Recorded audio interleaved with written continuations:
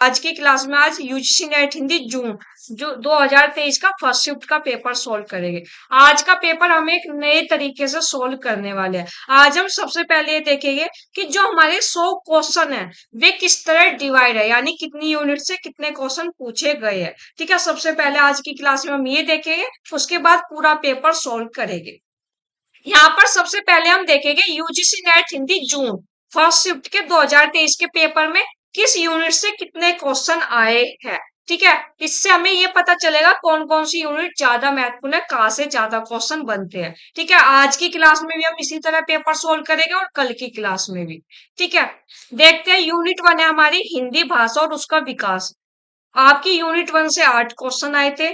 Unit 2 Hindi साहित्य का इतिहास से 14 क्वेश्चन। यूनिट 3 साहित्य शास्त्र से 10 क्वेश्चन। यूनिट 4 वैचारिक पृष्ठभूमि से 6 क्वेश्चन। यूनिट 5 हिंदी कविता से 13 क्वेश्चन। यूनिट 6 हिंदी उपन्यास से 8 क्वेश्चन। यूनिट 7 हिंदी कहानी से 8। यूनिट 8 हिंदी नाटक से भी 8 क्वेश्चन।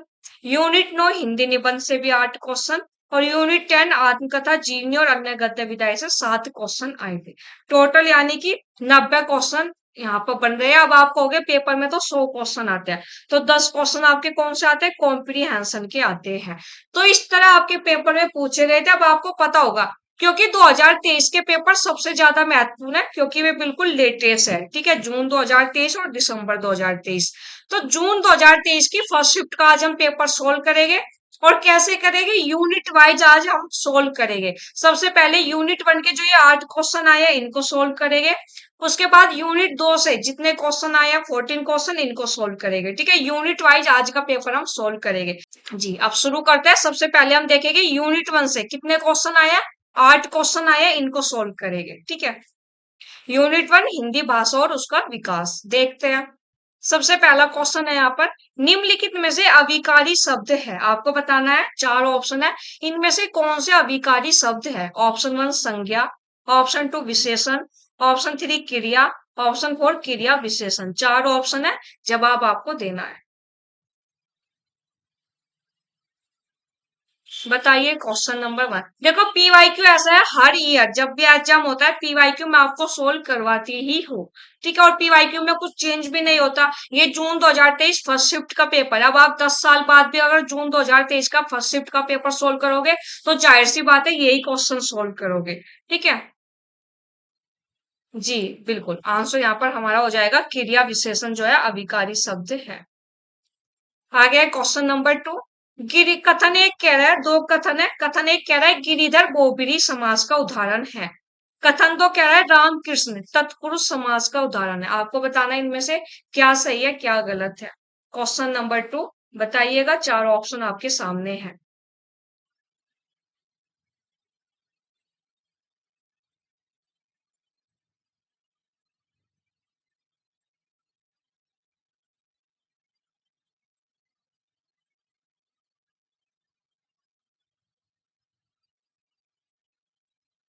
जी बिल्कुल, आंसर हमारा हो जाएगा ऑप्शन 3 कथन एक सही, कथन 2 गलत।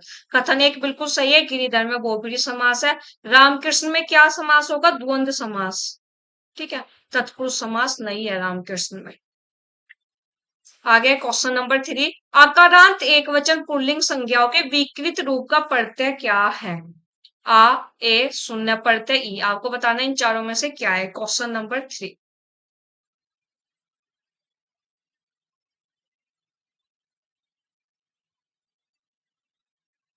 जी बिल्कुल, आंसर यहाँ पर हमारा हो जाएगा ऑप्शन 2 ए।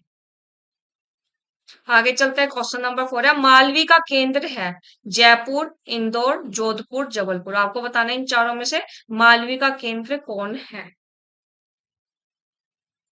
जी बिल्कुल, क्वेश्चन नंबर 4 का हमारा जवाब हो जाएगा इंदौर। वन लाइनर क्वेश्चन है। ठीक, आगे चलते हैं। Question number 5। इसमें आपको ध्वनि बतानी है। नामकरण और वर्ण आपको बताना है उनका कौन सी मापरांत ध्वनि है। इनमें कौन घोषगत ध्वनि है, कौन पार्श्विक, कौन ये लुंठित है। ठीक है, इसको सही कर लीजिएगा। बताइएगा, मैच करनी है। वर्ण है जय, लय, रे, ख। 4 ऑप्शन है, बताइएगा। फाउंडेशन बैच में मैं आपको ये पूरा कंप्लीट करवाऊंगी। उच्चारण स्थान वाला कौन सी मापरांत ध्वनि है और सब उच्चारण स्थान। ठीक है, एक क्लास हम ग्रामर पर जरूर रखेंगे अपने फाउंडेशन बैच में।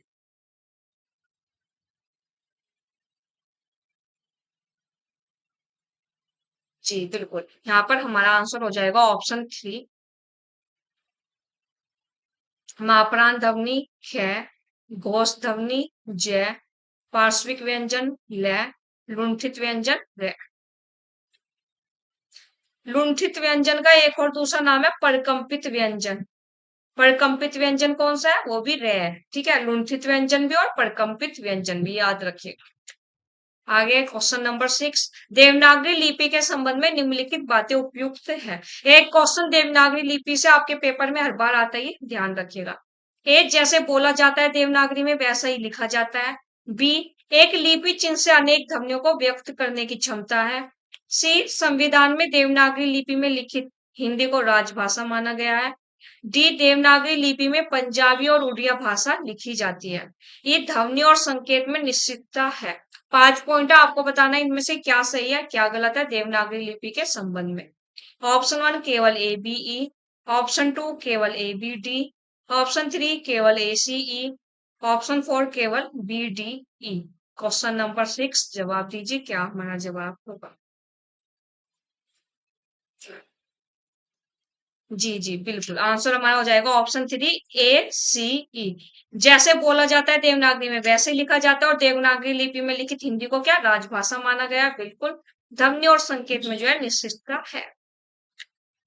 आगे क्वेश्चन नंबर 7, स्वनिम के संबंध में उपयुक्त कथन है। ए, वाक्य में शब्दों के संबंध निर्धारित करते हैं। बी, इसका संबंध मौखिक भाषा से है। सी, सार्थकता की दृष्टि से शब्द लघुत्तम इकाई है। डी, यह उच्चरित भाषा की लघुत्तम इकाई है। ई, इसका ज्ञान भाषा के शुद्ध उच्चारण को जानने में सहायक है। 5 पॉइंट है, आपको बताना है इनमें से क्या सही है क्या गलत है। 4 ऑप्शन है, क्वेश्चन नंबर 7 का जवाब दीजिए। हाँ बिल्कुल, गुड मॉर्निंग, कैसे हो गए आप लोग?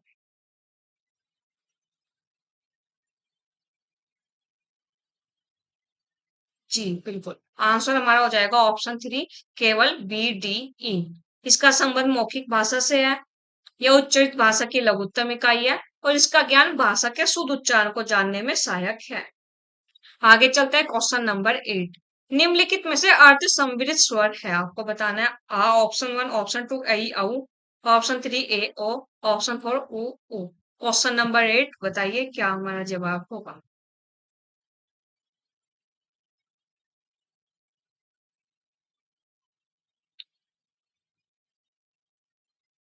जी बिल्कुल, आंसर हमारा हो जाएगा ऑप्शन 3 ए ओ। ठीक है, तो ये 8 क्वेश्चन हमारे यूनिट 1 से पूछे गए थे जून 2023 फर्स्ट शिफ्ट में। ठीक है, हमने कंप्लीट किया। अब आगे चले गए। आगे है यूनिट 2 हिंदी साहित्य के इतिहास में। हमारे पेपर में कितने क्वेश्चन पूछे गए थे? 14 के 14 क्वेश्चन, अब उनको सोल्व करेंगे। ठीक है, क्वेश्चन नंबर 1 है ना, 1 इसलिए है क्योंकि हम यूनिट वाइज आज सोल्व कर रहे हैं। ठीक है, कि यूनिट 2 से पहला क्वेश्चन ये पूछा गया था। भक्ति आंदोलन पर किस कवि ने गंभीरता से विचार किया है, आपको बताना है। राधे राधे, कैसे हो भैया? ऑप्शन 1 मुक्तिबोध, ऑप्शन 2 रघुवीर साय, ऑप्शन 3 राजेश जोशी, ऑप्शन 4 ओम प्रकाश वाल्मीकि। इन चारों में से आपको जवाब देना है क्वेश्चन नंबर 1 का।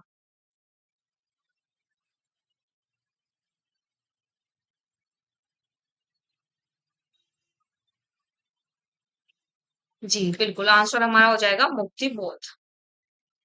आगे क्वेश्चन नंबर 2, बहिष्कृत भारत पत्र का प्रकाशन किस वर्ष आरंभ हुआ? 1919, 1927, 1930, 1938। क्वेश्चन नंबर 2 जवाब दीजिए, क्या हमारा जवाब होगा?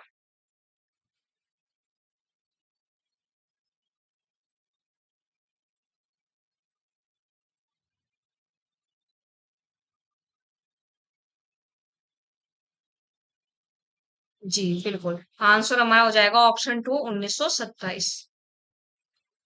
आगे चलते हैं क्वेश्चन नंबर 3, सूफी प्रेमाख्यान नहीं है। श्याम सगाई, इंद्रावती, यूसुफ जुलेखा, हंस जवाई। इन चारों में से आपको जवाब देना है, क्या हमारा जवाब होगा? सूफी प्रेमाख्यान नहीं है, कौन सी रचना जो है प्रेमाख्यानक नहीं है।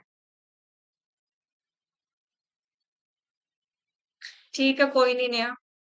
जी बिल्कुल, आंसर हमारा हो जाएगा ऑप्शन 3 श्याम सगाई। श्याम सगाई किसकी रचना है? नंददास की रचना है। ठीक है, नंददास की सभी रचनाएं यहाँ पर लिखी हुई है। आगे क्वेश्चन नंबर 4, आलोचना पत्रिका के संपादक नहीं रहे हैं। आपको बताना है इन चारों में से कौन आलोचना पत्रिका के संपादक नहीं रहे हैं।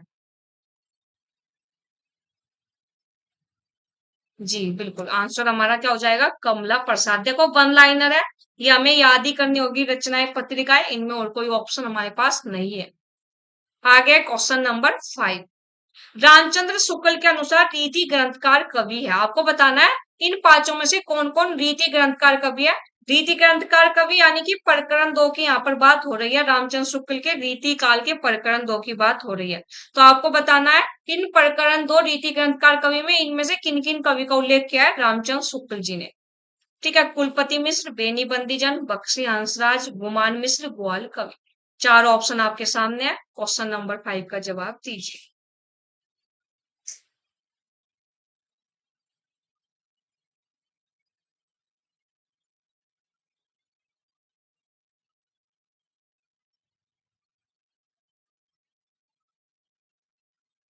जी बिल्कुल, आंसर हमारा हो जाएगा ए बी ई। कुलपति मिश्र, बेनी बंदीजन, ग्वाल कवि। टोटल रीति ग्रंथकार कवि प्रकरण 2 की बात करो तो टोटल 57 कवि का उल्लेख किया। अब आप कहोगे 57 हम कैसे याद करें, 57 याद करना मुश्किल है, लेकिन जो मैंने रेड कलर से मार्क किया है ये इंपॉर्टेंट है, ये राइटर जरूर देख लीजिएगा यदि आप यूजीसी नेट हिंदी का एग्जाम देने जा रहे हो। ठीक है, सभी महत्वपूर्ण राइटर है जो मैंने मार्क किए हुए। ठीक, आगे चलेंगे क्वेश्चन नंबर 6। निम्नलिखित अनुवादों को उनके हिंदी में पहली बार प्रकाशित होने के वर्ष के अनुसार पहले से बाद के क्रम में लगाइए। ए खरिया का घेरा, बी एकांतवासी योगी, सी श्रांत पथिक, डी कामदेव का अपना बसंत ऋतु का सपना, ई विश्व प्रपंच। पांच यहाँ पर ये रचनाएं हैं, आपको इनको बताना है, और ये अनुवादित रचनाएं है, यानी ये मूल जो है मूल रचना किसी और भाषा में लिखी गई, फिर हिंदी कवि ने जो है हिंदी भाषा में इसको अनुवादित किया है। ठीक है, तो अनुवादित प्रकाशन वर्ष के अनुसार हिंदी में पहली बार प्रकाशित होने के वर्ष के अनुसार आपको इन्हें पहले से बाद के क्रम में लगाना है। पांच रचनाएं हैं, जवाब दीजिएगा, चार ऑप्शन आपके सामने है।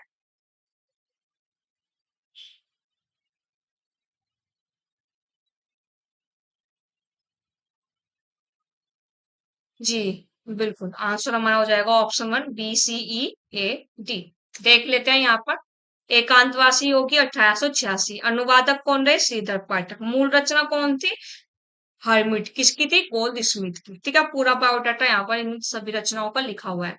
श्रांतपतिक 1902, विश्व प्रपंच 1906, खड़िया का घेरा 2002, कामदेव का अपना बसंत ऋतु का सपना 2018। ठीक है, इंपॉर्टेंट है भाई, क्योंकि ये रचनाएं, ये खड़िया का घेरा और कामदेव का अपना बसंत ऋतु का सपना पहली बार ये एग्जाम में पूछी गई थी जून 2023 में। ठीक है, तो थोड़ा ध्यान रखिएगा इनकी रचनाओं के अनुवादक कौन है, मूल रचना किसने लिखी थी। ठीक है, आगे चलते हैं क्वेश्चन नंबर 7। निम्नलिखित पुस्तकों को उनके प्रथम प्रकाशन वर्ष के अनुसार पहले से बाद के क्रम में लगाइए। पांच यहाँ पर रचनाएं हैं, इनको पहले से बाद के क्रम में आपको लगानी है, पुस्तकें हैं। दुर्लभ बंधु, पथिक, आदर्श सिंधु, इतिहास तिमिरनाशक, चंद्रकांता संतति। इन पांचों को आपको पहले से बाद के क्रम में लगाना है। चार ऑप्शन आपके सामने है, जवाब दीजिएगा क्वेश्चन नंबर 7 का।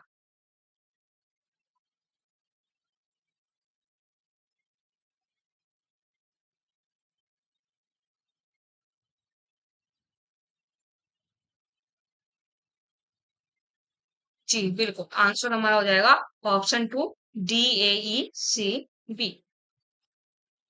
आगे चलते हैं क्वेश्चन नंबर 8, देश की बात निबंध के लेखक कौन है। प्रताप नारायण मिश्र, मैथिली शरण गुप्त, महावीर प्रसाद द्विवेदी, भारतेंदु हरिश्चंद्र। इन चारों में से कौन देश की बात निबंध के लेखक है, आपको बताना है।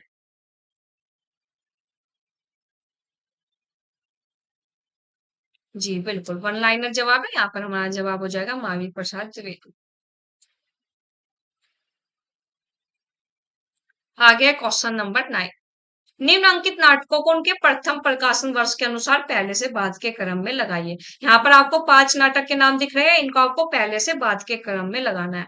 ए राज्यश्री, बी चरणदास चोर, सी भारत सौभाग्य, डी बटोही, ई पहला राजा। इनको आपको पहले से बाद के क्रम में लगाना है। चार ऑप्शन आपके सामने है, जवाब दीजिएगा क्वेश्चन नंबर 9 का।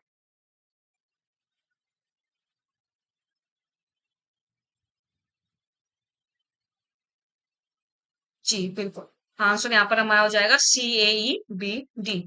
देख लेते हैं एक बार। भारत सौभाग्य 1887 किसके द्वारा लिखित? अंबिका दत्त व्यास द्वारा लिखित नाटक है। राज्यश्री 1915 जयशंकर प्रसाद द्वारा लिखित। पहला राजा 1969 जगदीश चंद्र माथुर द्वारा लिखित नाटक। चरणदास चोर 1975 हबीब तनवीर द्वारा लिखित।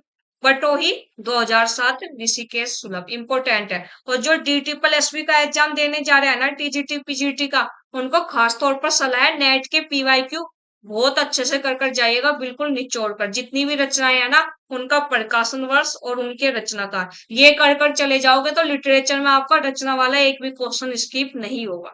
ठीक है, तो ये ध्यान से देख लीजिएगा। आ गया क्वेश्चन नंबर 10। नागरी प्रचारिणी सभा के संस्थापक है? शिव कुमार सिंह, मेहता लज्जाराम, रामनारायण मिश्र, बालकृष्ण भट्ट, श्याम सुंदर दास। इन पांचों में से आपको बताना है कौन कौन नागरी प्रचारिणी सभा के संस्थापक है। चार ऑप्शन है, जवाब दीजिएगा। और DSSB का ऐसा पहली बार हुआ है इतिहास में कि DSSB वालों ने इस बार सिलेबस अपना लॉन्च किया है। हर बार वे सिलेबस नहीं देते सब्जेक्ट वाइज, इस बार दिया है। कल रात ही आया है। ठीक है, मैं आज शाम तक या कल तक आपको वो सिलेबस बता दूंगी क्या हमारा सिलेबस है DSSB PGT और TGT हिंदी का। PGT हिंदी का तो आ गया है, TGT हिंदी का भी नहीं आया है।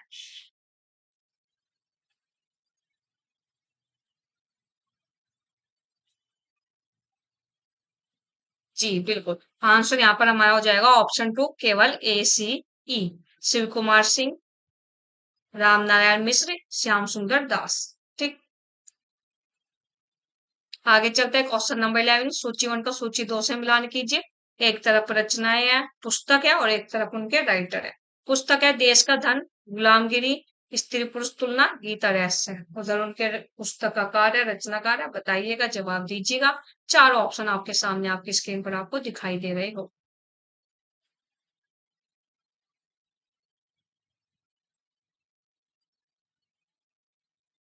जी बिल्कुल। आंसर यहाँ पर हमारा हो जाएगा ऑप्शन 4 देश का धन, राधा मोहन गोकुल, गुलामगिरी, ज्योतिबा फूले, स्त्री पुरुष तुलना, ताराबाई शिंदे, गीता रहस्य, बाल गंगाधर तिलक। आगे क्वेश्चन नंबर 12। स्मृति आख्यान संस्मरण की पुस्तकें आपको बताना है इन पांचों में से कौन कौन सी संस्मरण की पुस्तकें हैं। नंगा तलाई का गांव, मुखरा क्या देखे, लौट आओ धार, याद हो कि न याद हो, गोलमेज। इन पांचों में से कौन कौन संस्मरण की पुस्तक है आपको बताना है। चार ऑप्शन हमारे सामने हमारी स्क्रीन पर आपको दिखाई दे रहे हो। जी बिल्कुल। आंसर हमारा हो जाएगा ऑप्शन 1 नंगा तलाई का गाँव, लौट आओ धार और याद हो कि न याद हो। आगे क्वेश्चन नंबर 13। एक रूप हिंदू तुरुप दूजी दशा न कोय, मन की दुविधा मानकर भय 102। यह कविता किस कवि की है आपको बताना है। चार ऑप्शन है, नरोत्तम दास, वली दक्कनी, नवल दास, बनारसी दास। चार ऑप्शन है। क्वेश्चन नंबर 13 का जवाब दीजिए, क्या हमारा जवाब होगा।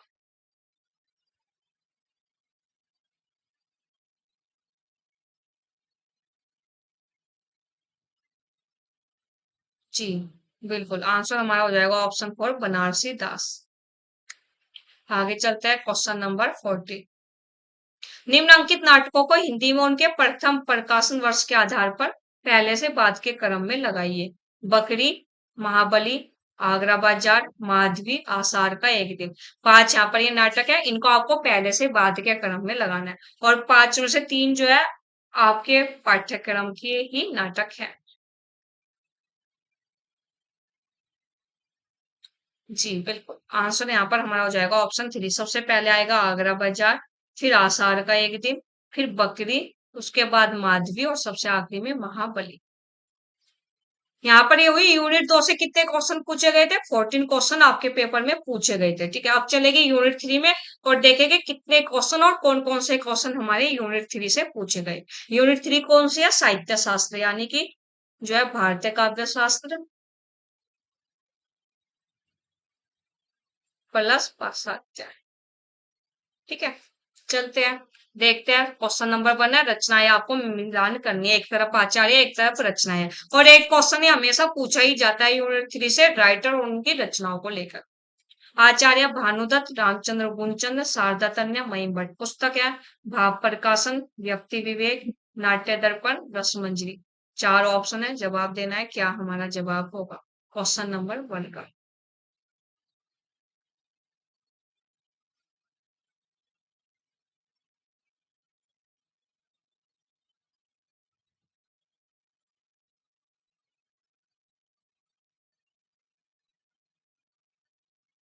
जी बिल्कुल, आंसर यहाँ पर हमारा हो जाएगा ऑप्शन 2। इसका जवाब 2 होगा, ठीक है। भानुदत्त, रसमंजरी, रामचंद्र गुणचंद्र, नाट्य दर्पण, शारदा तन्या, भाव प्रकाशन, महिमभट्ट, व्यक्ति विवेक। एक है हमारी रचना हृदय दर्पण। हृदय दर्पण किसकी है, जल्दी से कमेंट करो। और एक है साहित्य दर्पण। नाट्य दर्पण तो पता चल गई, गुणचंद्र गुण और रामचंद्र की है। साहित्य दर्पण अभी मैं फाउंडेशन बैच में आपको ये रचनाएं करवा कर आ चुकी हूँ। जी, हृदय दर्पण है भट्टनायक की, याद रखिएगा, मिलते जुलते नाम है ना, दर्पण दर्पण है। साहित्य दर्पण किसकी है, विश्वनाथ जी की, ठीक है। और नाट्य दर्पण किसकी है, रामचंद्र गुणचंद्र। तीनों रचनाएं याद रखिएगा। आगे क्वेश्चन नंबर 2, सत्य कथन है। 5 पॉइंट है, इनमें से आपको बताना है कौन कौन से पॉइंट सही है। ए, वैदर्भी रीति में ओजगुण प्रकाशक वर्णों की अधिकता होती है। बी, भरत के नाट्य शास्त्र में रीति के लिए प्रवृत्ति शब्द का उल्लेख है। सी पॉइंट है, वामन ने रीति के 5 प्रकार माने हैं, वैदर्भी, गौड़ी, पांचाली, सौरसेनी और लाटिया। डी पॉइंट है, कुंतक ने रीति को मार्ग कहा है। ई पॉइंट है, भोज ने अवंतिका और मागधी नामक 2 नई वृत्तियों की उद्भावना की। 5 पॉइंट है, इनमें से आपको बताना है क्या सही है क्या गलत है। 4 ऑप्शन है, बताइएगा, जवाब दीजिएगा।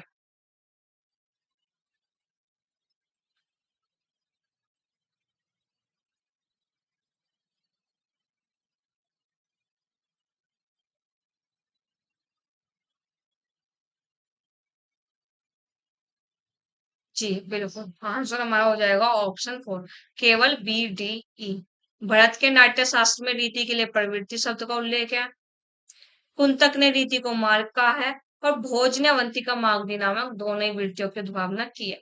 ये क्वेश्चन है यदि हमें वामन, क्योंकि रीति संप्रदाय के प्रवर्तक कौन है, वामन है। और हमें ये पता होगा वामन ने रीति के 3 प्रकार माने हैं, कौन कौन से, वैदर्भी, गौड़ी, पांचाली।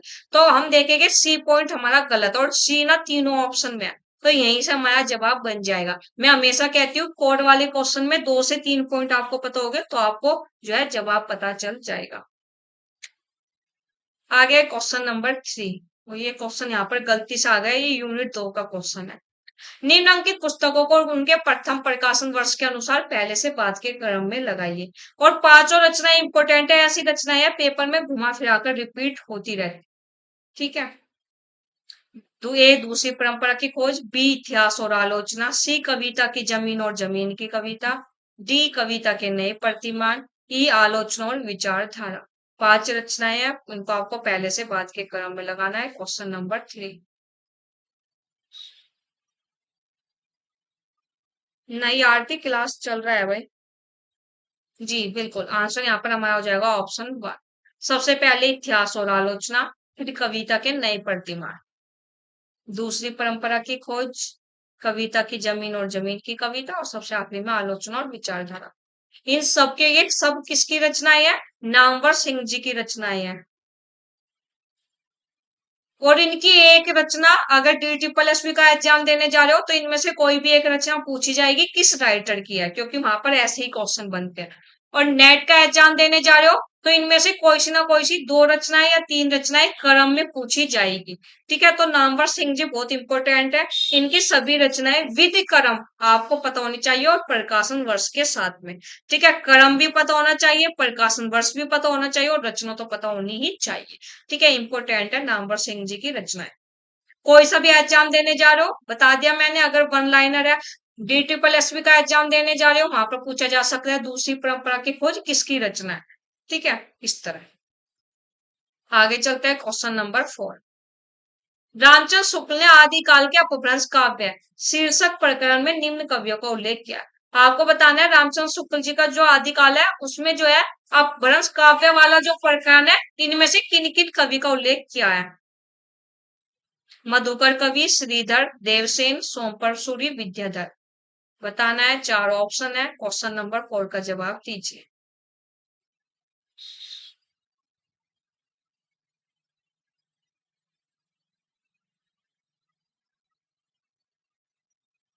जी बिल्कुल, आंसर हमारा हो जाएगा ऑप्शन 4, केवल C D E. Devsen, Sompar Vidyadhar.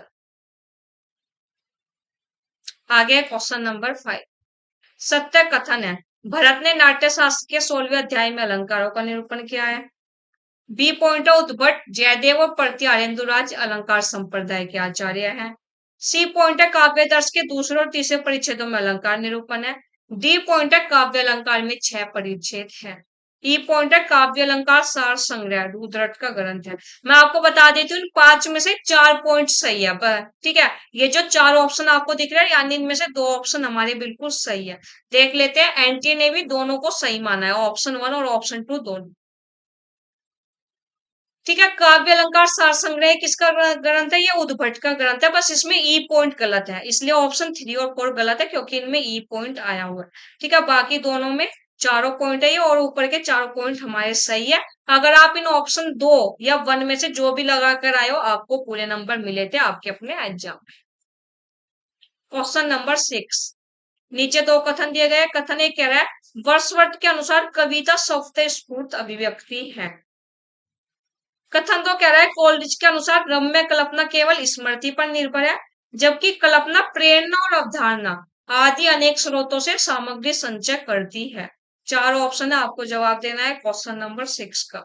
Option 1, दोनों कथन सत्य है। ऑप्शन 2, दोनों कथन असत्य है। ऑप्शन 3, कथन 1 सत्य, कथन 2 असत्य। ऑप्शन 4, कथन 1 असत्य, कथन 2 सत्य। क्वेश्चन नंबर 6 का जवाब दीजिए।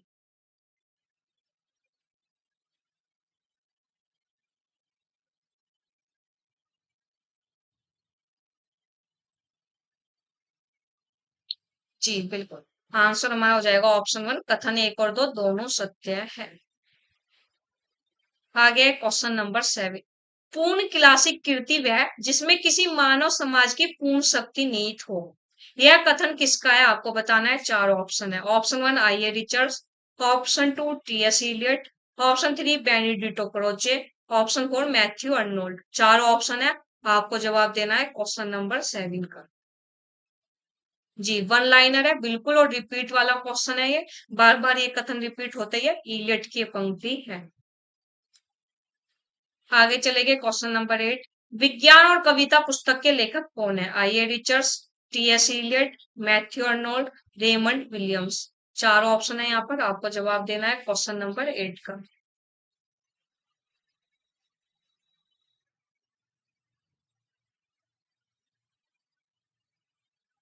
जी बिल्कुल, यहाँ पर हमारा जवाब हो जाएगा आई ए रिचर्ड्स। आगे चलते हैं क्वेश्चन नंबर 9, निम्नलिखित में से किस विद्वान ने 20वीं सदी में भारतीय काव्य शास्त्र संबंधी कोई पुस्तक नहीं लिखी? राममूर्ति त्रिपाठी, भोला शंकर व्यास, रामचंद्र शुक्ल, रामविलास शर्मा। Question number 9।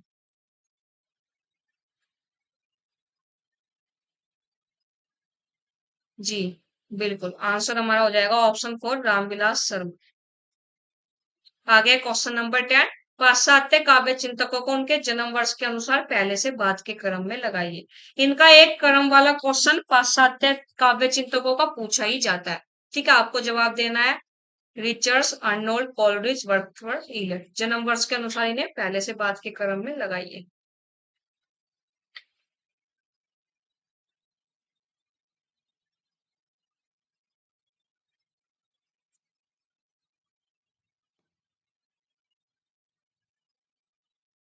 जी बिल्कुल, यहाँ पर हमारा आंसर हो जाएगा option 4, D C B E ए।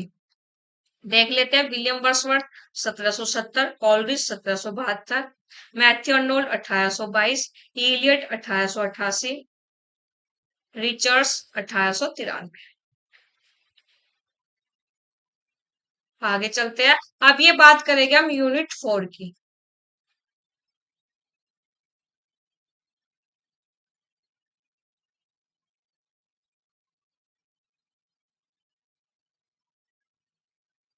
यूनिट 3 से हमारे पेपर में 10 क्वेश्चन आए थे, अब हम यूनिट 4 की बात करेंगे।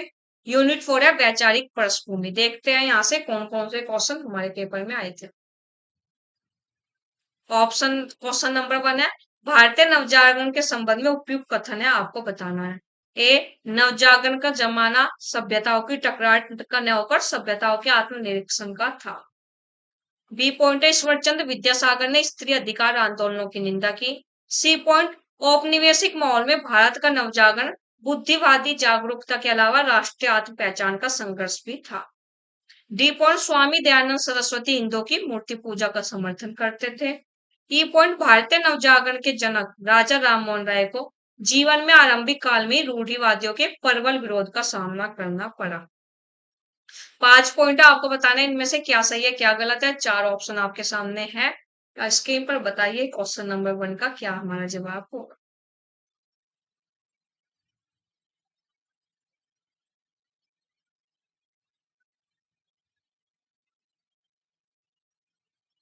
जी बिल्कुल, आंसर हमारा हो जाएगा ऑप्शन 1 केवल ए सी ई। आगे चलते हैं क्वेश्चन नंबर 2। राम कृष्ण और शिव के व्यक्तित्व पर किस समाजवादी चिंतक ने विचार किया है।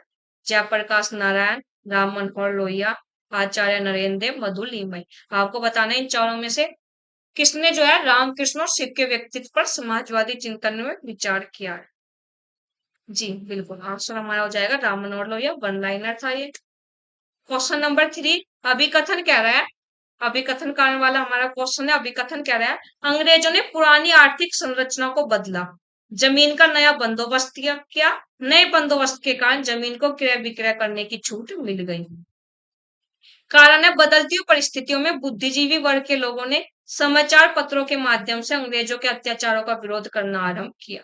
2 है आपके पास अभिकथन कारण, आपको बताना है क्या हमारा सही जवाब होगा। 4 ऑप्शन आपके सामने है, क्वेश्चन नंबर 3 का जवाब दीजिएगा।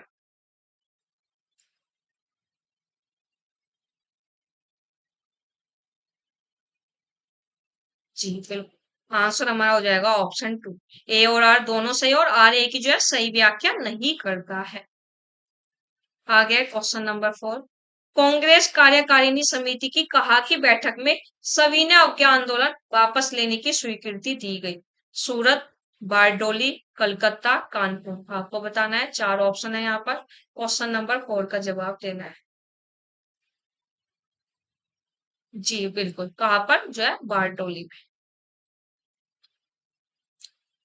क्वेश्चन नंबर 5 ये आपके पेपर में आता ही है, आर्य समाज, ब्रह्मा समाज है ना, रामकृष्ण मिशन, थियोसॉफिकल सोसाइटी है ना।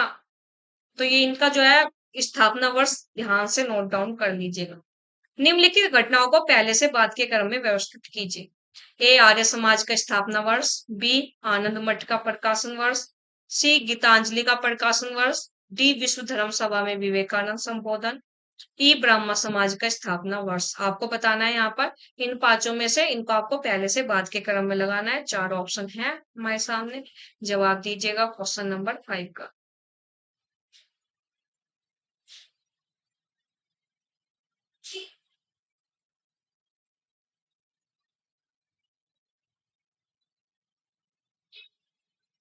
ओके विकास, स्वागत है आपका हमारी लाइव क्लास में। जी बिल्कुल, आंसर हमारा हो जाएगा option 3 E A B D C. Brahmo Samaj का स्थापना वर्ष 1828, आर्य समाज का स्थापना वर्ष 1875, आनंद मठ उपन्यास है ये, इसका प्रकाशन वर्ष क्या है 1882। विश्व धर्म सभा में विवेकानंद ने संबोधन कब दिया था 1893 में, हमें सबको पता होता है ना। वे सम्मेलन में गए थे वहां पर शिकागो में, वहां पर उन्होंने संबोधन दिया था।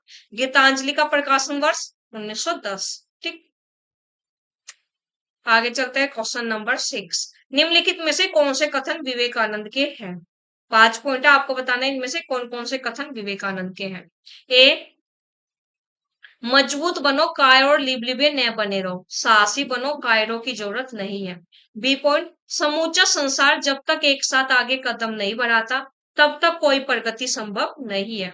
सी पॉइंट शिक्षा से उत्पन्न ज्ञान जनता को ब्रिटिश शासन का सम्मान करना सिखाएगी और उनमें एक हद तक इस शासन के प्रति अपनत्व की भावना भी पैदा करेगी।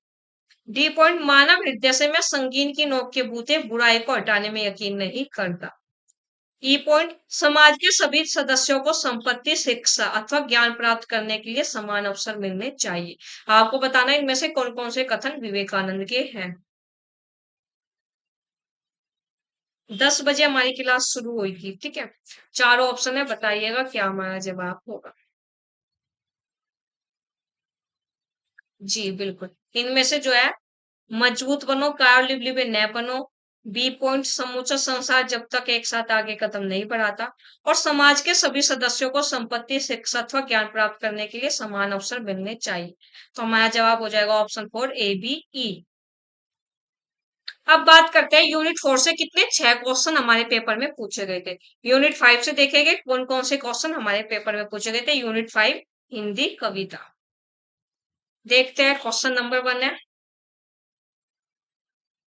अंधेरे में कविता में पागल द्वारा गाए जाने वाले गाने की पंक्तियां आपको बताने, इन पांचों में से कौन कौन सी पंक्तियां पागल द्वारा गाई गई थी। ए, मर गया देश अरे जीवित रह गए तो। बी, जनमन करुणा सी माँ को हकाल दिया। सी, स्वार्थों के पार खड़े कर लिए।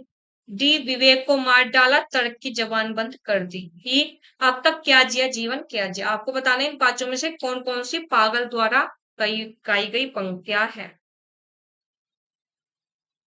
चार ऑप्शन है, आपको जवाब देना है क्वेश्चन नंबर 1 का।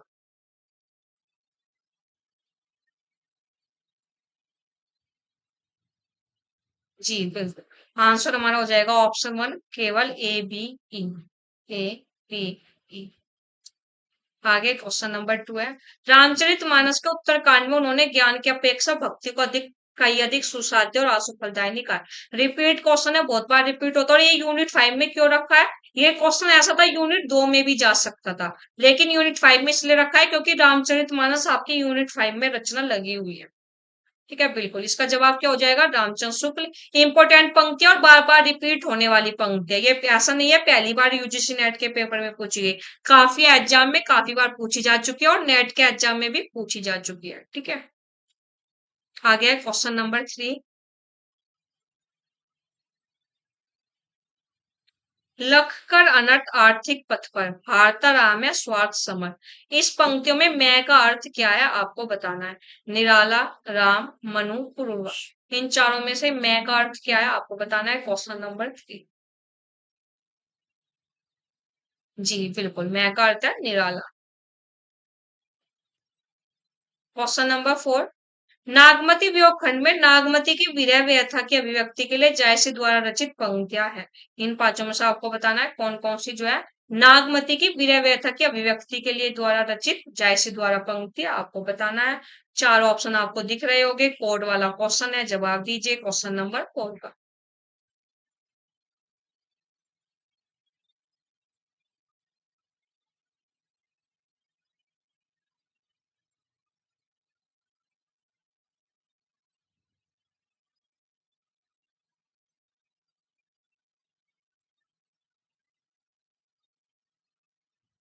जी बिल्कुल, आंसर हमारा हो जाएगा ऑप्शन 3, केवल सी डी ई, बाद की तीनों पंक्तियां जैसे द्वारा रचित।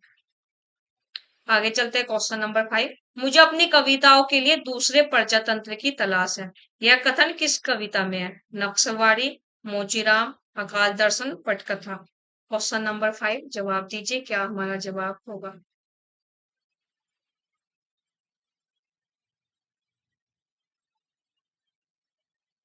जी बिल्कुल, आंसर हमारा हो जाएगा नक्सलवाड़ी। क्वेश्चन नंबर 6, पीरिया प्रवास का प्रथम सर्ग जो है एक ही छंद में रचा गया, आपको बताना है वो कौन सा छंद है। शार्दुल विक्रीडित छंद, द्रुत विलंबित छंद, मंदाक्रांता छंद, वसंतील का छंद। चार ऑप्शन है, जवाब दीजिएगा क्वेश्चन नंबर 6 का।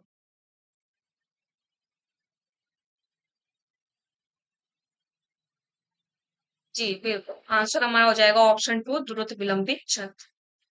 आगे चलते हैं क्वेश्चन नंबर 7, नागार्जुन की कालिदास कविता में निम्न में से किसका उल्लेख है। विक्रम, यश, शकुंतला, इंदुमती, अज। इन पांचों में से किन किन का उल्लेख है आपको बताना है कालिदास कविता में। चार ऑप्शन है आपके सामने।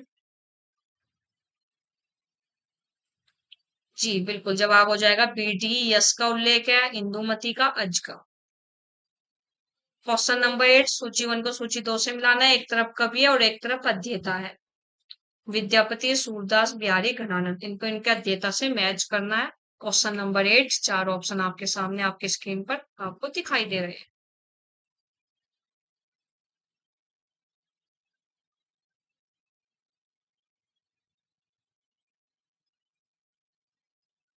ठीक, हमारा आंसर हो जाएगा ऑप्शन 3, विद्यापति शिव प्रसाद सिंह, सूरदास हजारी प्रसाद द्विवेदी, बिहारी बच्चन सिंह, घनानंद इमरई बंगा। आगे क्वेश्चन नंबर 9 है, निम्न अंकित कविताओं को रचनाकाल प्रथम प्रकाशन वर्ष के आधार पर पहले से बाद के क्रम में लगाइए। असाध्य वीणा, परिवर्तन, कुकुरमुत्ता, मोचीराम, अंधेरे में। इन पांचों कविताओं को आपको पहले से बाद के क्रम में लगाना है। चार ऑप्शन है, क्वेश्चन नंबर 9 का जवाब दीजिए।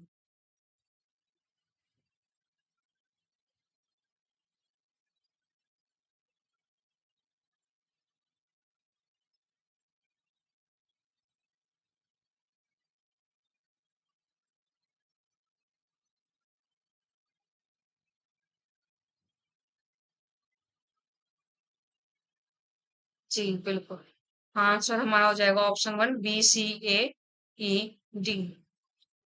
सबसे पहले परिवर्तन कविता 1924, कुकुरमुत्ता 1941, ऐसा अध्याय बीना 1961, अंधेरे में 1964, मोचीराम 1972। ठीक है, मैं हमेशा कहती हूँ जो आपके पाठ्यक्रम में यूनिट 5 to 10 में जो रचनाएं लगी हुई है, किसी न किसी एक रचना का क्रम पूछा ही जाता है। इस बार आपके पेपर में यूनिट 5 की जो आपके पाठ्यक्रम की रचना है, इनका क्रम हमेशा पूछा ही जाता है किसी भी एक विधा का। ठीक है, आ गया क्वेश्चन नंबर 10, कबीर साहित्य के अध्येता है।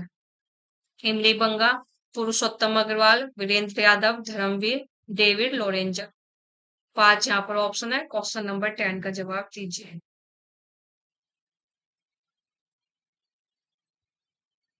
जी बिल्कुल, आंसर हमारा हो जाएगा, यह आधा था क्वेश्चन, कोड वाला क्वेश्चन था। जवाब होगा केवल BDE, पुरुषोत्तम अग्रवाल, धर्मवीर और डेविड लोरेंजर। ठीक है, आगे चलते हैं क्वेश्चन नंबर 11, सूची 1 को सूची 2 से मिलान कीजिए। पंक्ति और एक तरफ कविता है। पंक्ति है, ए, पूछेगा जग किंतु पिता का नाम न बोल सकेगे। बी, न कुछ कह सकी अपनी न उन्हीं की पूछ में सकी भैंस। सी, तोड़ दो या क्षितिज मैं भी देख लूं उस ओर क्या है। डी, जी लोगों ने तो बेच दिए ईमान। आपको बताना है कौन सी पंक्ति किस कविता की है। क्वेश्चन नंबर 11, जवाब देना है। चार ऑप्शन आपके सामने आपको आपकी स्क्रीन पर दिखाई दे रहे हैं। मॉर्निंग में 10 बजे, शाम को 6 बजे, दो टाइम हमारी क्लास होती है आपके अपने YouTube channel Hindi with Richa पर। दोनों क्लास बिल्कुल फ्री हमारी होती है। जी बिल्कुल, आंसर हमारा हो जाएगा ऑप्शन 1, पूछेगा जब किंतु पिता का नाम न बोल सकेगे। रश्मि रथी, न कुछ कह सकी अपनी न उन्हीं की पूछ में सकी भैंस। साकेत, तोड़ दो है क्षितिज मैं भी देख लूं सोर क्या है। सांदे गीत, जिन लोगों ने तो बेच दिए ईमान। गीत फरोश। क्वेश्चन नंबर 12, चंचल किशोर सुंदरता की करती रहती रखवाली, मैं वह हल्की सी मसलन हूं जो बनती कानों की लाली। यह किसका संवाद है। चार आप ऑप्शन है आपके सामने, चिंता, ईरा, श्रद्धा, लज्जा। क्वेश्चन नंबर 12 का जवाब दीजिए।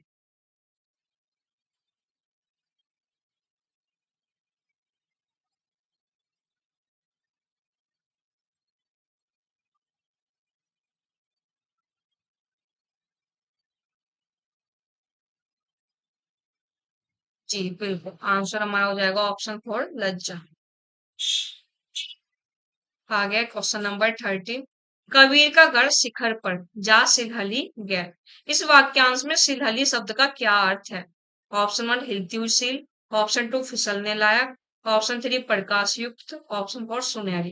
क्वेश्चन नंबर 13 का जवाब दीजिए।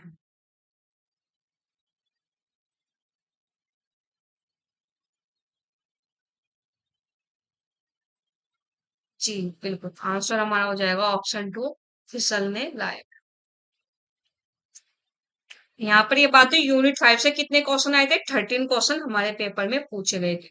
आगे चलेगा, अब यूनिट 6 से देखेंगे कौन कौन से क्वेश्चन हमारे हिंदी उपन्यास वाली यूनिट से पूछे गए हैं। ठीक, क्वेश्चन नंबर 1 है, निम्नांकित पात्र अलग अलग उपन्यासों के हैं। पात्रों को तत्संबंधी उपन्यासों के प्रथम प्रकाशन वर्ष के अनुसार पहले से बाद के क्रम में लगाइए। 5 यहाँ पर पात्र और ये अलग अलग उपन्यास का है। सबसे पहले आपको पात्र पता होना चाहिए किस उपन्यास का है, फिर जो उस उपन्यास का प्रकाशन वर्ष है ना, उसके अनुसार आपको पहले से बाद के क्रम में लगाना है। ठीक है, 5 यहाँ पर पात्र है भैरवी, लीजा, बेला, सरस्वती, बंती।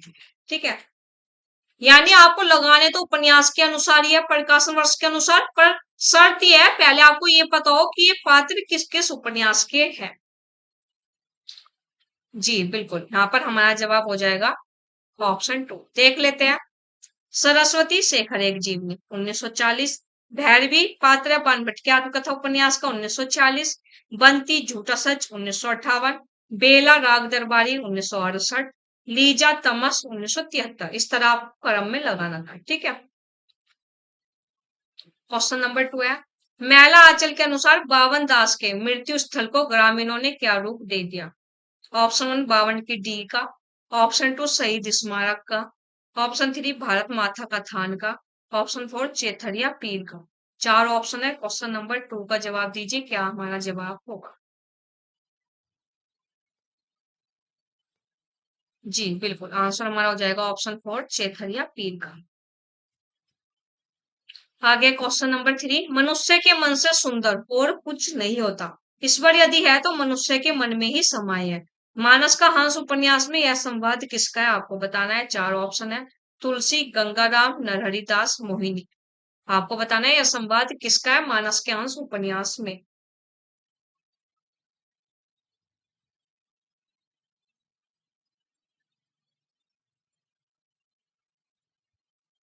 जी बिल्कुल, आंसर हमारा हो जाएगा ऑप्शन 4 मोहिनी। आगे चलते हैं, क्वेश्चन नंबर 4, ये हत्यारे गांव के मुखिया है, गरीबों का खून चूसने वाले, सूद ब्याज डेरी सवाई, नजर नजराना घूस घास जैसे भी हो गरीबों को लूटो, उस पर सुराज चाहिए, जेल जाने से सुराज नहीं मिलेगा, सुराज मिलेगा धर्म से न्याय से। गोदान उपन्यास में यह कथन किसका है, आपको बताना है। 4 ऑप्शन है, ऑप्शन 1 गोबर, ऑप्शन 2 धनिया, ऑप्शन 3 शोभा, ऑप्शन 4 सीरिया। क्वेश्चन नंबर 4 जवाब दीजिएगा।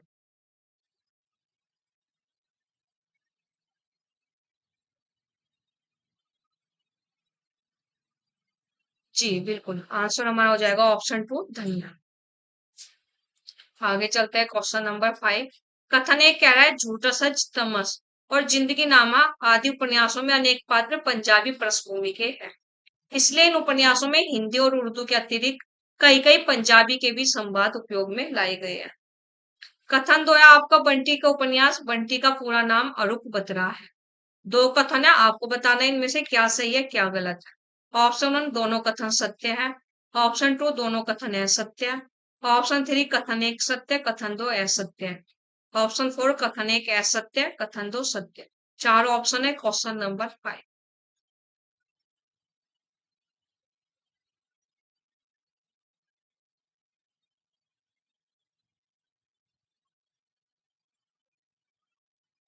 जी बिल्कुल, आंसर हमारा हो जाएगा ऑप्शन 1 दोनों कथन सत्य है। आगे चलते हैं, क्वेश्चन नंबर 6, स्त्री पात्र और इधर उनके पति प्रेमी आपको मैच करना है। सीलो, तारा, कनक, उषा। सूची 2 में है असत, राजेंद्र, रतन, पूरी। मैच करना है, जवाब दीजिएगा। 4 ऑप्शन आपके सामने है।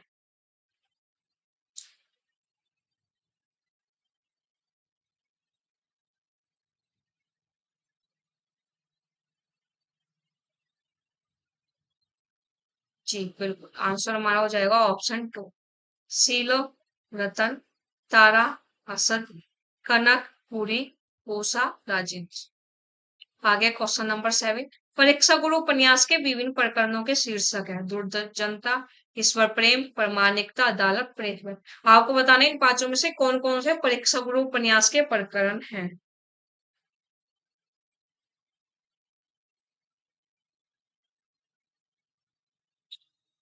जवाब दीजिएगा क्वेश्चन नंबर 7 का।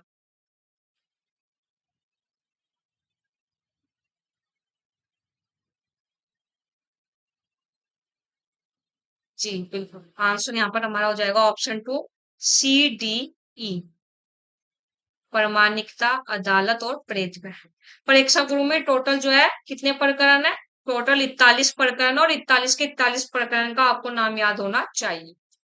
आगे क्वेश्चन नंबर 8, उपन्यासों में गीतों कविताओं के प्रयोग पर सत्य कथन है। आपको बताना है इन पांचों में से क्या क्या पॉइंट सही है। ए, झूठा सच में पंजाबी कवि बुल्ले साहब बाबा फरीद की कविताएं प्रयुक्त है। बी पॉइंट है, जिंदगी नामा में हिंदी कवियों तुलसी सूर के पदों का प्रयोग है।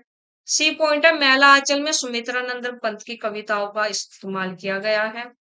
डी पॉइंट है, मानस का हंस में मोहिनी रैदास का एक भजन गाती है। ई पॉइंट है, तमस में सर्वे भवंतु सुखीन है का उपयोग किया गया। आपको बताना इन पांचों में से क्या क्या पॉइंट सही है। चार ऑप्शन हमारे सामने है। क्वेश्चन नंबर 8 का जवाब दीजिए।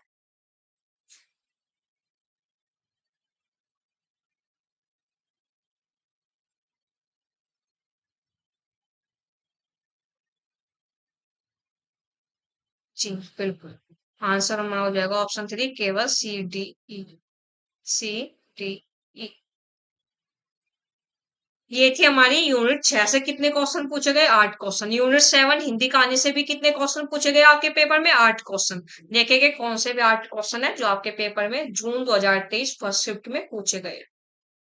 पहला क्वेश्चन है, तीसरी कसम कहानी के अनुसार हीराबाई का संबंध किन दो कंपनियों से हुआ। Option 1, Rohta company Jagmohan company. Option 2, Mathura Mohan company Jagmohan company.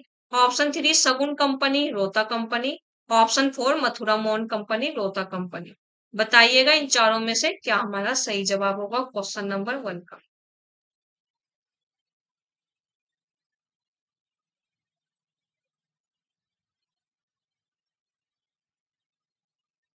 जी बिल्कुल, आंसर हमारा हो जाएगा ऑप्शन 4, मथुरा मोहन कंपनी और रोहता कंपनी। आ गया क्वेश्चन नंबर 2, कोशिका गढ़वाल कहानी में लक्ष्मण के संदर्भ में आए शब्द काला चरेऊ का क्या अर्थ है।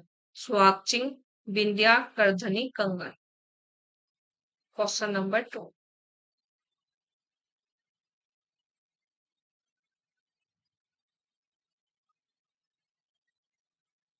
जी बिल्कुल, आंसर हमारा हो जाएगा स्वाक्षिंग। आ गया क्वेश्चन नंबर 3 है, परिंदे कहानी के प्रारंभ में अंग्रेजी भाषा में एक उद्धरण है, यह किस लेखक का है। Anton Chekhov, Katherine Mansfield, Jean Paul Sartre, O Henry. चार ऑप्शन है, आपको बताना है कि इसका ये उद्धरण है। Question number 3।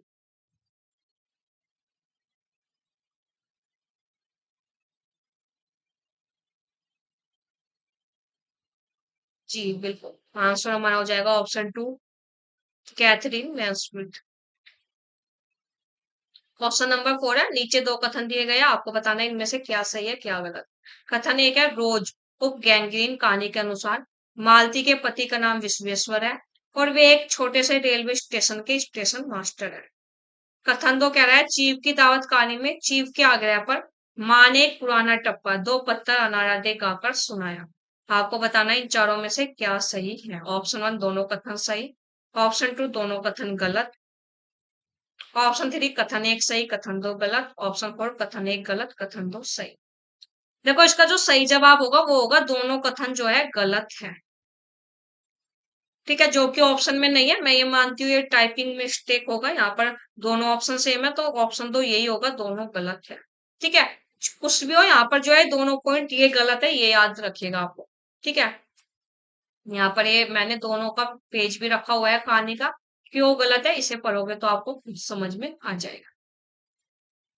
आगे क्वेश्चन नंबर 5, अली हजरत यही चोरी कराते हैं, शहर के जितने चोर डाकू है सब इनसे मिले रहते हैं। रात को ये लोग चोरी से कहते हैं चोरी करो और आप दूसरे मोहल्ले में जाकर जागते रहो पुकारते हैं। यह संवाद ईदगाह कहानी में किस पात्र का है, आपको बताना है। महमूद, मोहसिन, नूरे, सम्मी। क्वेश्चन नंबर 5 का जवाब दीजिए, कौन से पात्र, ये जो संवाद है कौन से पात्र का है।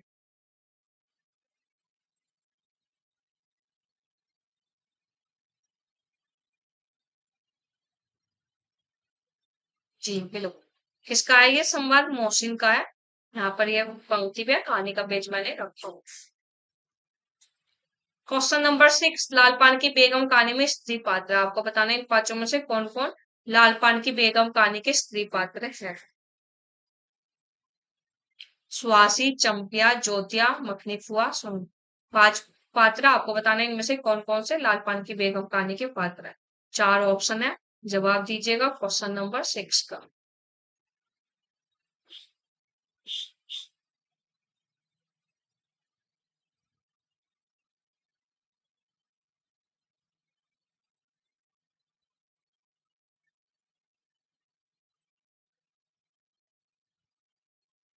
जी बिल्कुल, आंसर हमारा हो जाएगा ऑप्शन 4, केवल B D E, Champiya, Makhni Phua, Sunan. आगे क्वेश्चन नंबर 7, इंस्पेक्टर मातादीन चांद पर, कहानी के अनुसार इंस्पेक्टर मातादीन ने चांद पर जाकर जो काम किया उन्हें पहले से बाद के क्रम में लगाई।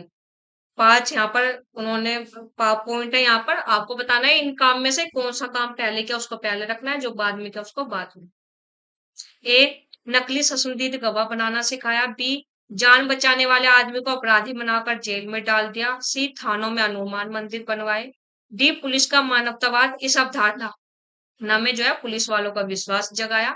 ई पॉइंट, पुलिस वालों की तनख्वाहें कम कराई। पांच काम इनको आपको पहले से बाद के क्रम में लगाना है। क्वेश्चन नंबर 7 है।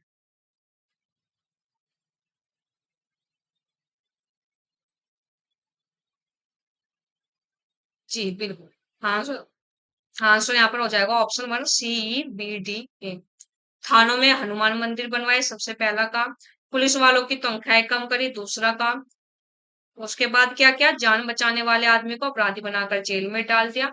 फिर पुलिस का मानवतावाद इस अवधारणा में पुलिस वालों को विश्वास जगाया। और सबसे आखिरी में नकली जो है चश्मदीद गवाह बनाना सिखाया। आगे 8 क्वेश्चन है, सूची 1 को सूची 2 से मिलान करना है। एक तरफ है उसने कहा था कहानी में कुछ पंजाबी शब्द आया वे है, और सूची 2 में उनका हिंदी अर्थ आपको बताना है। एक, कुड़माई, घुमाव, होते, तीनों। हिंदी अर्थ है गधा, मंगिनी, स्त्री, स्त्री, जमीन की नाव। चार ऑप्शन है, जवाब देना है क्वेश्चन नंबर 8 का।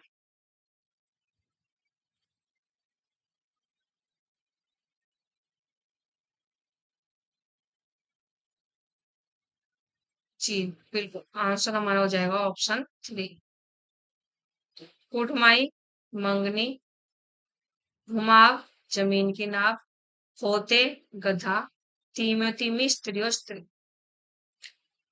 आगे यूनिटेड हिंदी नाटक। हिंदी नाटक से जो है आपके पेपर में 8 क्वेश्चन पूछे गए थे, देखेंगे कौन कौन से वे क्वेश्चन थे। क्वेश्चन नंबर 1, आगरा बाजार नाटक का आरंभ किस नज्म से होता है। कन्हैया का बालपन, बलदेव जी का मेला, आदमी नामा, शहर आसो। चार ऑप्शन है, आपको बताना है किस नज्म से आगरा बाजार नाटक का आरंभ होता है।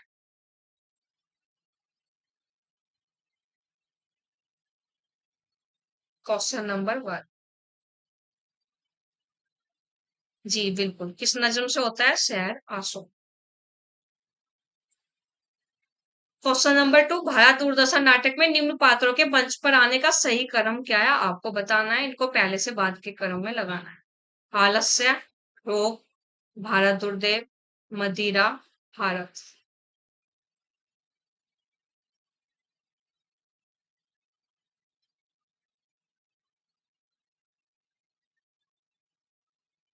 जी बिल्कुल, क्रम हमारा हो जाएगा ECBAD। सबसे पहले कौन, भारत आता है, फिर भारत दुर्देव, फिर रोग, फिर आलस्य, फिर मदिरा। आगे क्वेश्चन नंबर 3, आषाढ़ का एक दिन में पतंजलि का उल्लेख कौन सा पात्र करता है। अनुस्वार, अनुनासिक, रंगिनी, संगिनी। आपको बताना है इनमें से कौन पतंजलि का उल्लेख करता है।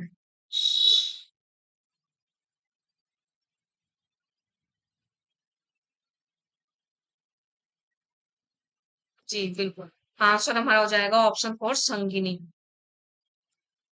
आ गया क्वेश्चन नंबर 4, नाटकों में गीतों के प्रयोग के बारे में सत्य कथन है। ए, अंधेर नगरी में कबाब वाला, नारंगी वाला, कुंजटिन, हलवाई और ब्राह्मण गीत गाकर अपनी बात कहते हैं। बी पॉइंट है, दोहा छंद का प्रयोग अंधेर नगरी और बकरी नाटकों में किया गया है। सी पॉइंट है, महाभोज, आद्य अधूरे और आषाढ़ का एक दिन में कोई भी पात्र गीत नहीं गाता है।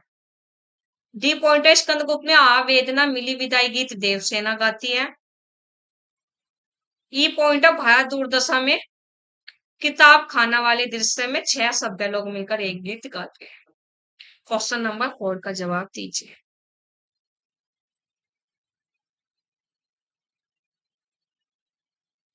चार ऑप्शन है, बताइएगा क्या सही है क्या गलत।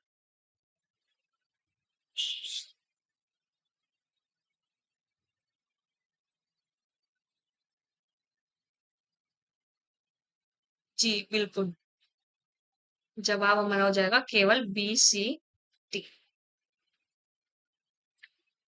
क्वेश्चन नंबर 5, भारतीय लोकतंत्र की आलोचना करने वाला नाटक युग्म है।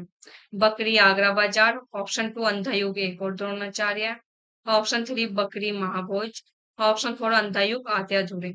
चार ऑप्शन है, आपको बताना है कौन सा नाटक युग्म जो है भारतीय लोकतंत्र की आलोचना करने वाला है।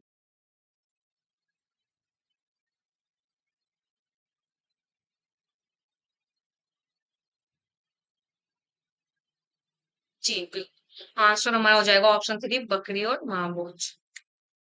आगे चलते हैं क्वेश्चन नंबर 6, सूची 1 को सूची 2 से मिलान करना है। एक तरफ पात्र है, एक तरफ नाटक के नाम है, आपको मैच करना है। चार ऑप्शन है, बताइएगा क्वेश्चन नंबर 6 का जवाब दीजिएगा। पात्र है कृपी, किन्नी, जमुना बहन, कल्याणी।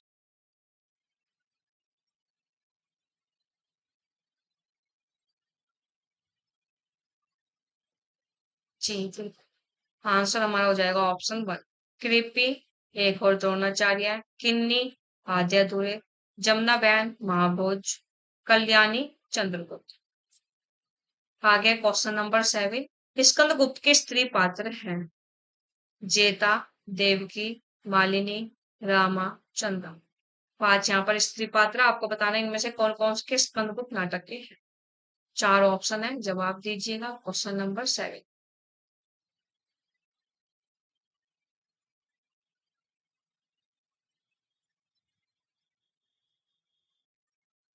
जी बिल्कुल, आंसर हमारा हो जाएगा ऑप्शन 2 केवल B C D. Devaki, Malini, Rama, ये तीनों जो है स्कंदगुप्त नाटक के स्त्री पात्र हैं। आगे क्वेश्चन नंबर 8, जयशंकर प्रसाद के नाटकों को मंच पर सफलतापूर्वक प्रस्तुत करने वाले निर्देशक हैं। ऑप्शन 1 हबीब तनवीर इब्राहिम मल्का जी, ऑप्शन 2 बीबी Karanth Shanta Gandhi, option 3 Satyadev Dubey Shyamanand Jalan, option 4 Rajendra Nath ओमसी Puri. Question number 8 जवाब देना है आपको, क्या हमारा जवाब हो।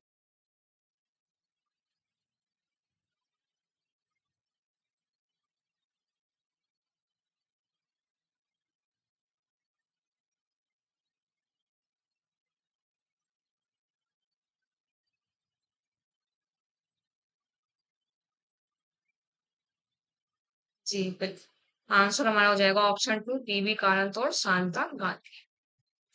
आगे चलते हैं, ये हमारी यूनिट 8 है। यूनिट 8 से आपके पेपर में 8 क्वेश्चन आए थे। यूनिट 9 से देखेंगे कौन कौन से क्वेश्चन आए थे, हिंदी निबंध वाली हमारी ये यूनिट है। शुरू करते हैं, क्वेश्चन नंबर 1 है, दिल्ली दरबार दर्पण निबंध के अनुसार किलात के खां को सब मिलाकर कितनी कीमत की वस्तुएं तोहफे में मिली। 20,000 रुपए, 25,000 रुपए, 30,000 रुपए, 35,000 रुपए।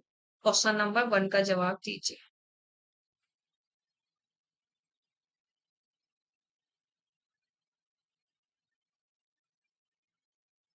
जी बिल्कुल, आंसर यहाँ पर हमारा हो जाएगा ऑप्शन 2 25,000 रुपए।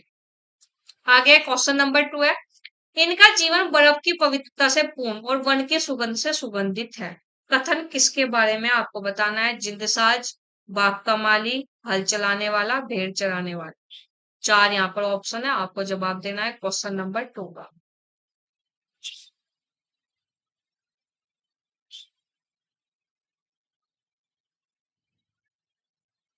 जी बिल्कुल, आंसर यहाँ पर हमारा हो जाएगा ऑप्शन 4 भेड़ चराने वाले। आगे क्वेश्चन नंबर 3 है, सूची 1 को सूची 2 से मिलान कीजिए। एक तरफ निबंध की विषय वस्तु और दूसरी तरफ निबंध के नाम है, आपको मैच करना है कौन से निबंध की कौन सी विषय वस्तु है। चार ऑप्शन आपके सामने है, जवाब दीजिएगा। निबंध है उठ जाग मुसाफिर, मेरे राम का मुकुट भीग रहा है, उत्तरा फाल्गुनी के आसपास, शिव मूर्ति। क्वेश्चन नंबर 3 का जवाब दीजिए।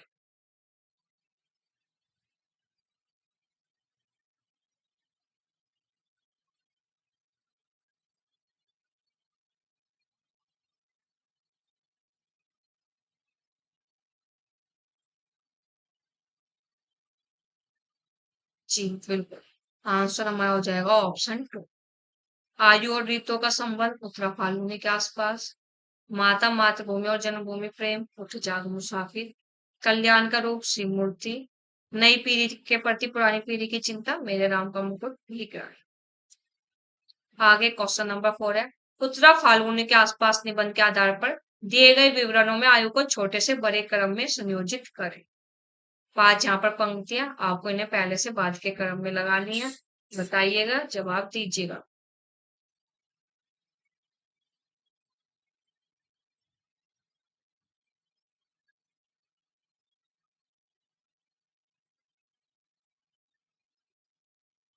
जी बिल्कुल, यहाँ पर आंसर हमारा हो जाएगा सी डी बी ए ई।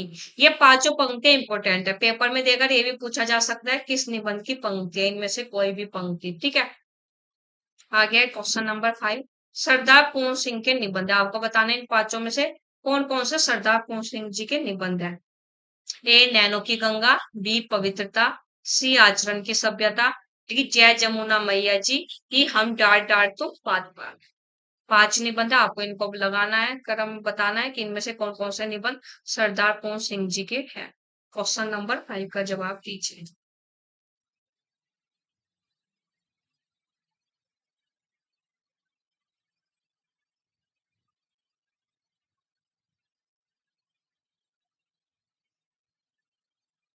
जी बिल्कुल, आंसर हमारा हो जाएगा केवल ए बी सी। नैनो की गंगा, पवित्रता, आचरण की सभ्यता। आगे चलते हैं क्वेश्चन नंबर 6। निम्नलिखित में से भारतेंदु के निबंध कौन से हैं। ए वैष्णवता और भारतवर्ष, बी देशोन्नति, सी लेवी प्राण लेवी, डी सुशिक्षितों का कर्तव्य, ई भारतवर्ष की उन्नति कैसे हो सकती है। 5 है निबंध, आपको बताने इनमें से कौन कौन से भारतेंदु जी के निबंध हैं।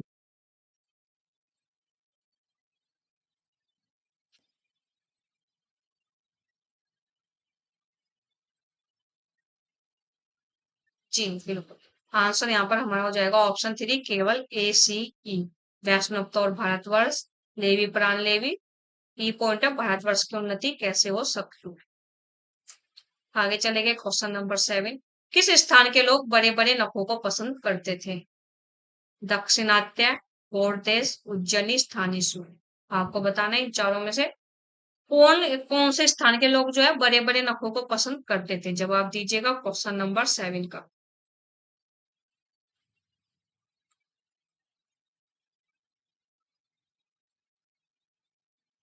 जी बिल्कुल, आंसर हमारा हो जाएगा ऑप्शन 2 गौड़ देश। कौन से गौड़ देश के लोग जो है बड़े बड़े नखों को पसंद करते थे और दाक्षिणात्य लोग छोटे नख। आगे क्वेश्चन नंबर 8। भारतवर्ष की उन्नति कैसे हो सकती है निबंध में भारतेंदु जी ने सब उन्नतियों का मूल किसे माना है। धर्म को, संस्कृति को, भाषा को, कृषि को। 4 ऑप्शन है, जवाब देना है क्वेश्चन नंबर 8 का।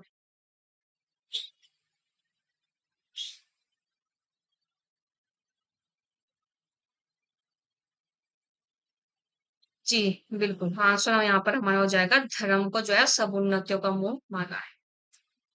आगे चलते हैं, अब चलेगा हम यूनिट 10 पर। देखेंगे यूनिट 10 से कौन कौन से क्वेश्चन आपके पेपर में पूछे गए हैं। यूनिट 10 कौन सी हमारी आत्मकथा, जीवनी और अन्य गद्य विधाएं।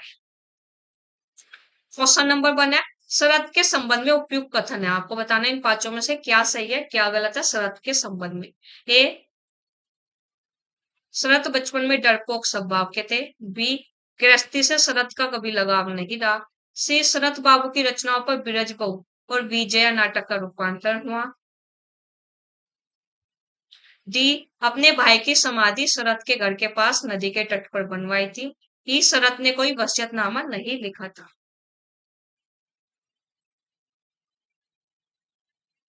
5 यहाँ पर पॉइंट है, जवाब देना है। 4 यहाँ पर ऑप्शन है क्वेश्चन नंबर 1 का।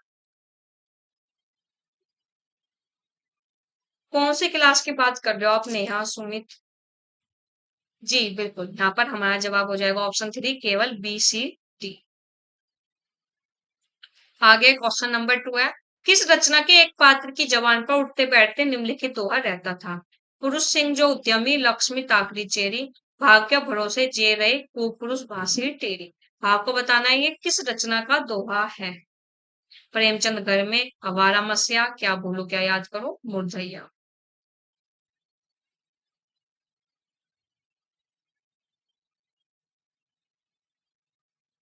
चारों ऑप्शन है, क्वेश्चन नंबर 2 का जवाब दीजिए। ओके जी बिल्कुल, यहाँ पर हमारा जवाब हो जाएगा क्या बोलूं क्या याद। आगे क्वेश्चन नंबर 3। आपको बताना है ये जो पंक्तियां ये किस रचनाएं में उल्लिखित है, ये किन पंक्तियों में, किन रचनाओं में जो है, किन पुस्तकों में इन पंक्ति का उल्लेख हुआ है। बताइएगा। पुस्तक है संस्कृति के 4 अध्याय, आवारा मसीहा, क्या बोलूं क्या याद करूं, मुरझैया। चार ऑप्शन है, क्वेश्चन नंबर 3 का जवाब दीजिएगा।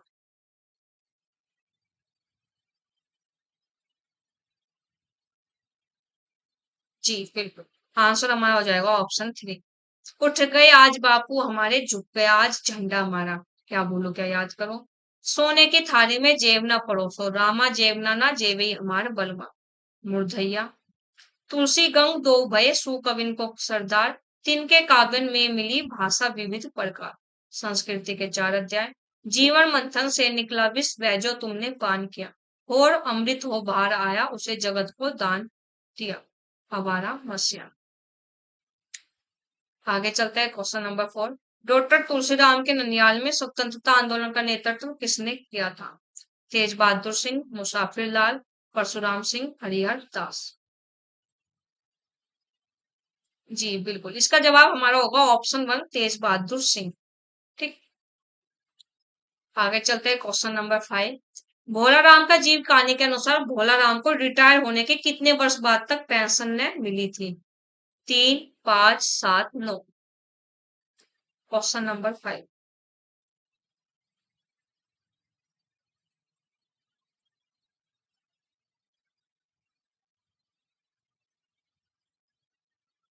जी बिल्कुल, यहाँ पर हमारा जवाब हो जाएगा ऑप्शन 2 5। आगे चलते हैं क्वेश्चन नंबर 6। संस्कृति के 4 अध्याय में तिलक के बारे में उपयुक्त बातें कौन सी है। ए, गीता रहस्य में तिलक जी ने सुस्पष्ट घोषणा की कि गीता का उद्देश्य निवृत्ति नहीं परिवृत्ति का प्रतिपादन किया है। बी, कर्मण गृहस्थ को योगी सन्यासी और भक्ति के समकक्ष नहीं माना जा सकता है। सी पॉइंट है, तिलक के उपदेश तत्कालीन समय में वीरता, निर्भीकता और सच्चाई के सबसे बड़े उपदेश थे। डी पॉइंट, गीता का मार्ग संन्यास का मार्ग है, संसार त्याग और कर्म न्यास का मार्ग है। ई पॉइंट, तिलक जी ने बताया कि योग का अर्थ गीता में कर्म है। 5 यहाँ पर है बातें, आपको बताना है इनमें से क्या सही है क्या गलत है। 4 ऑप्शन है। ऑप्शन 1 केवल ए सी ई, ऑप्शन 2 केवल बी डी ई, ऑप्शन 3 केवल ए सी डी, ऑप्शन 4 केवल B C E. Question number 6।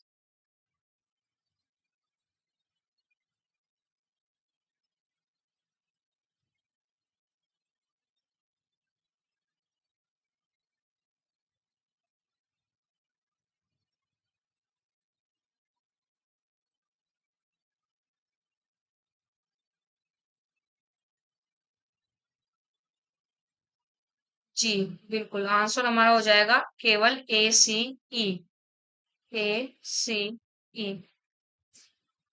आगे चलते हैं क्वेश्चन नंबर 7। अरे यायावर रहेगा याद में माजुली द्वीप किस राज्य में स्थित है। उत्तर प्रदेश, असम, महाराष्ट्र, हिमाचल। 4 यहाँ पर ऑप्शन है, आपको बताना है क्या हमारा जवाब होगा।